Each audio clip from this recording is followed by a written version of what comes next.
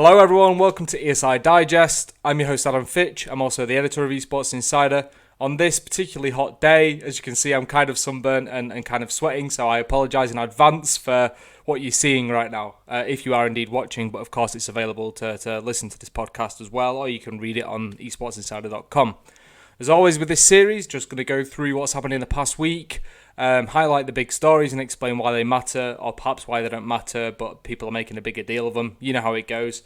Just really trying to make things digestible, hence the name. So, in honour of keeping this short and sweet, we'll get straight into it. And Bilibili, so a video live streaming platform in China, has now officially acquired the Chinese broadcast rights to the League of Legends World Championship, as well as global events like the Mid-Season Invitational and All-Star event for 3 years. Now, this was reported back in December 2019 by Beijing News, but never actually confirmed until now. And it said that there was kind of a bidding process going on, like an auction as such, and that Bilibili paid 800 million yuan, which is around almost 90 million pounds for the exclusive 3-year rights. So obviously a really big deal in esports media rights, a section that if you follow me at all or read my articles, or I think I've mentioned it a couple of times on podcasts already, I really believe media rights is a big part of how tournament organisers and broadcasters will increase their revenue streams going forward, or at least it'll help and become a bigger piece of the pie over the next few years. So yeah, it's no official terms were disclosed, so we're operating on the basis that the report that came out last year is correct. But yeah, so it's 3 years deal, starts later on this year with the League of Legends World Championship, which is, I believe, being held entirely in Shanghai, kind of like a bubble system that we're seeing in traditional sports. Obviously, with the pandemic, it's awkward, and it's actually really good that we've managed to negate having to go online or cancel the event, though, of course, the safety of players is paramount here, so I'm hoping that's done well, and that was also announced in the week that it would indeed be going on, after, being reported on and rumoured for quite some time. So, we'll keep in line with the media rights stuff for the moment. ESL and DreamHack have added another one to the list when it comes to the ESL Pro Tour, which is its network of CSGO events, which encompass an entire year, like creating a narrative and a better package deal for broadcasters to buy into. So I think they've got over 20 broadcast partners at this point, but they've signed something for the Portuguese language in Brazil, and it's with television network Globo and an entertainment website, Omelette, even. I can't read. The heat is getting to me. Omelette. Very sorry. I was thinking because it's Brazilian, it is another way of pronouncing it, but I'm just off in the head. But nonetheless, they've acquired the broadcast rights to the ESL Pro Tour and will be broadcasting it in Portuguese. And really, ESL Pro Tour has been absolutely incredible for ESL and DreamHack, though obviously COVID's messed things up a bit. Like, having that kind of package deal, as I say, has been insane, and it's worked across Dota 2, and I think they've got it for like StarCraft and stuff as well. But CSGO, it's really thrived at the moment under this. So parent company MTG, Modern Times Group, has done a very good job, presuming that they've been involved and it's not just at the ESL level. Done a very good job of increasing that, and that should help to negate some of the profits presumably lost, again presumably, by not hosting in-person events, live events. So we'll move on to Gen.G, which is a multinational esports organisation, obviously kind of big in Korea and quite big in North America. It has franchises in the NBA, 2K League, as well as the Overwatch League, and Gen.G itself after rebranding from KSV probably a year and a half ago, 2 years ago.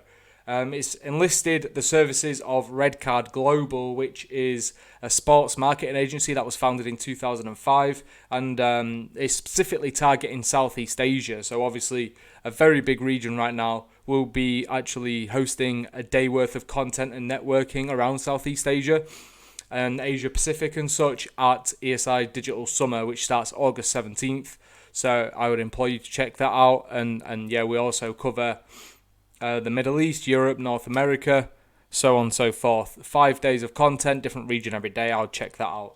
But so Red Card Global has worked with like Coca-Cola, Puma, Toyota, expanding in SEA in Southeast Asia. So it'd be interesting to see how Gen.G goes about that, whether it's just signing players and bringing the brand over there, like, say, Fnatic in India, or Space Station Gaming or FaZe Clan, or if they'll do something else and kind of start a division over there. But that'll be interesting to see, and one definitely to keep an eye on, because that is an area where organisations really want to tap into, especially as they really adopt the global basis of esports as opposed to just honing in on one market. That's kind of limiting. So Gen.G is obviously seeking to expand even more, even though it is already multinational and international in its approach and its kind of origins. And the last one we'll cover is WISE Ventures Esports, which is an ownership company co-owned by entrepreneur Gary Vaynerchuk. He's got a minority interest, and then the Wolf family, so obviously like behind the Vikings and such. Not a big American sports guy, but big family, very rich, very wealthy. Bought into the Call of Duty League with the Minnesota Rocker early.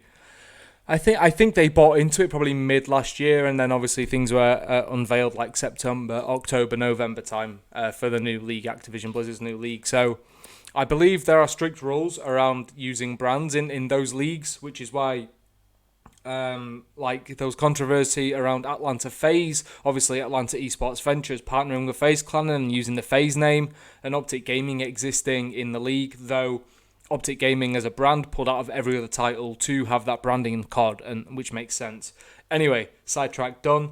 WISE has launched a brand falling in line with that. So Version1 is a new team brand which at the moment only competes in Rocket League. It signed a team that's going to be competing in the RLCS as of today, I believe it starts. So they'll be in RLCS The Grid. Psyonix's new kind of initiative for esports, going to like an events-based circuit, so almost like ESL Pro Tour in a sense, but it's multi-layered, and it's just a sign that they're expanding and they're investing more into esports. Now I don't know if they're planning on any more titles for Version1, but I did hear quite a while ago now that they were looking at Rocket League and had acquired a roster but could never get it confirmed. So it's interesting to see it actually happen. All my sources though let me down, so that shows that they're dedicated to the cause, which is good for them, but bad for us, of course. But nonetheless, cool branding, really cool players, good coach. Seems like a good move, and Version1 is obviously a brand to keep an eye on. Like Golden Guardians, for example, LCS franchise expanded, owned by Golden State Warriors ownership group, expanded into multiple titles and has seemingly done quite well there.